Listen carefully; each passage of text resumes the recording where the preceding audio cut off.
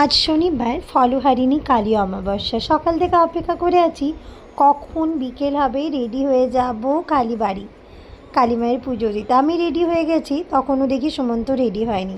Finally Sumanta ready হয়ে এলো।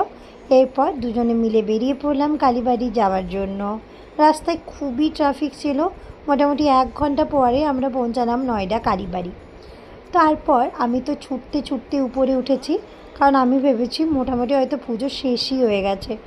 তারপর উপরে উঠে দেখি যে না, এখনও একটু পুজো দেরি আছে। পুজোর সব জিনিসপত্র বার করে দিলাম। তারপর পুজোর পুষ্পাঞ্জলি দেওয়া হলো, তারপর আরতি দেখা।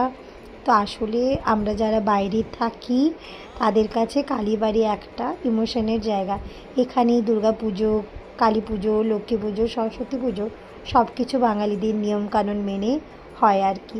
আর এখানে এলে সব বাঙালিদের সাথে দেখা হয়, মনেই হয় না যে বাড়ি থেকে দূরে আছি বলে। আরতির শেষে মায়ের ভোগ দেওয়ার পালা শুরু হলো। তারপর মাকে ভোগ দেওয়া হলো, আমরাও ভোগ খেয়ে বাড়ি এলাম।